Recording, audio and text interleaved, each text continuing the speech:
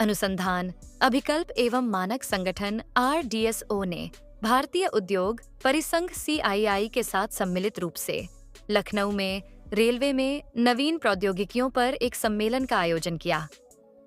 सम्मेलन में उपस्थित उद्योग विशेषज्ञों ने रेल क्षेत्र में नवाचार, नवीनतम तकनीकों, सहयोग और विचार सृजन पर विस्तृत विचार विमर्श किया। सभा को संबोधित करते हुए मुख्य अतिथि उदय बोरवणकर, महानिदेशक RDSO एवं GM NAR ने भारतीय रेल के प्रमुख अनुसंधान, परीक्षण तथा मानक निर्धारण संगठन के रूप में RDSO की केंद्रीय भूमिका पर प्रकाश डाला।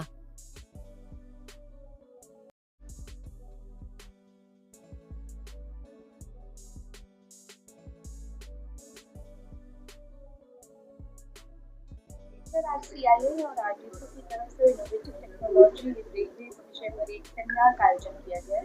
सर, क्या कुछ खास देखने को मिलेगा इसके आगे, क्या कुछ डेवलपमेंट होगा रेलवे में?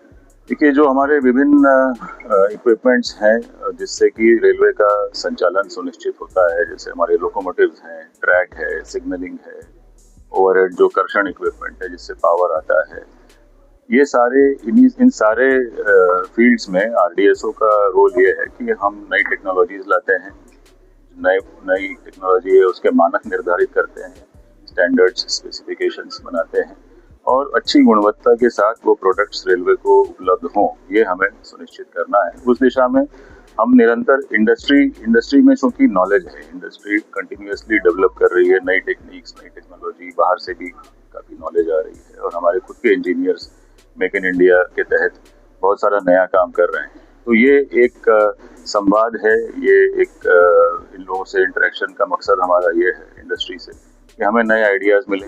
हम जो इनके लिए जो भी वेंडर डेवलपमेंट का काम कर रहे हैं वो और सुचारू ढंग से हो। यदि किसी को कोई उसमें बाधा उत्पन्न होती हुई दिखती है तो वो सारे डाउट्स हम लोग क्लियर करें और ख़ास करके कि नई टेक्नोलॉजीज़ हमें भारतीय रेल में मिले।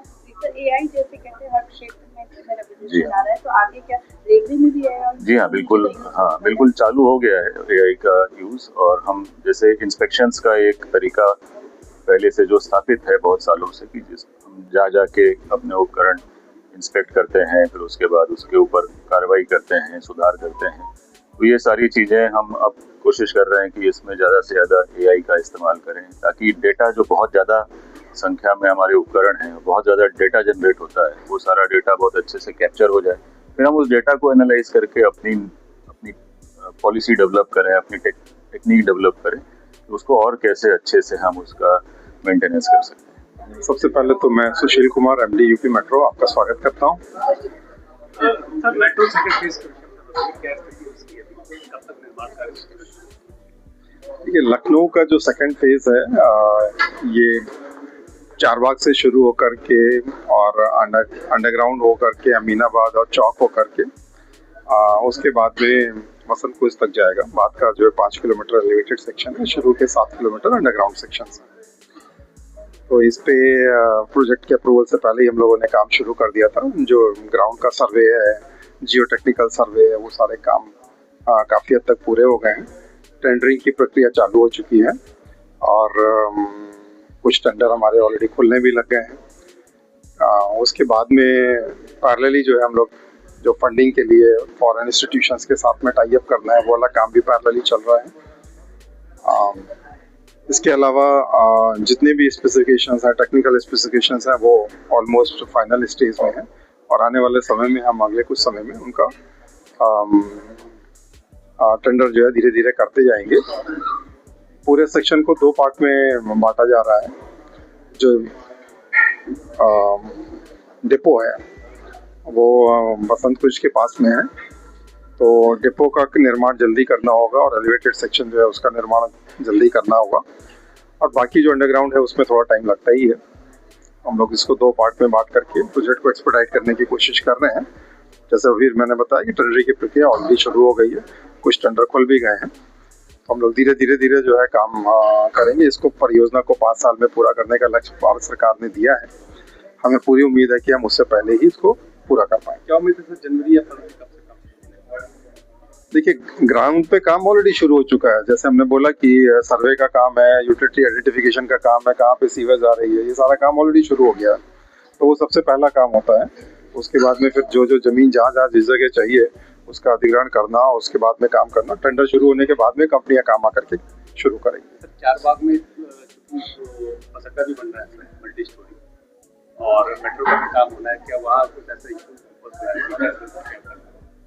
देखिए जहाँ तक हम लोग अंडरग्राउंड सेक्शन की बात करें तो डीपीआर के टाइम में जो रूट दिया गया था उसी रूट को हम लोग ने डिटेल डिजाइनिंग के टाइम में थोड़ा सा और इम्प्रूव किया है, जिसकी वजह से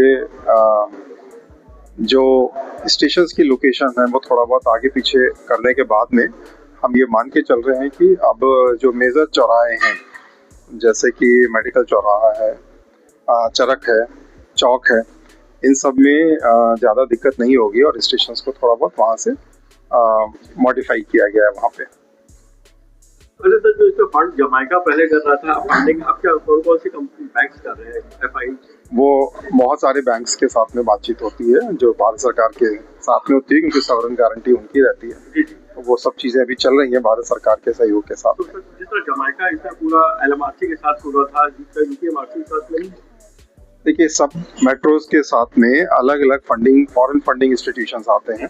तो बहुत सारे बैंक्स हैं, चाहे वो यूरोपियन इन्वेस्टमेंट बैंक हो जिसने लखनऊ में, कानपुर में और आगरा में फंडिंग की है, उसी तरीके से एशियन डेवलपमेंट बैंक है, वर्ल्ड बैंक है, न्यू डेवलपमेंट बैंक है, KfW है जर्मनी का। तो ऐसे बहुत सारे बैंक्स हैं जो इंटरनेशनल बैंक्स हैं जो अलग अलग मेट्रोज में फंडिंग ऑलरेडी कर रहे हैं। चैनल देश पर दिन न्यूज़ को बेल आइकन दबाकर सब्सक्राइब, लाइक और शेयर जरूर करें।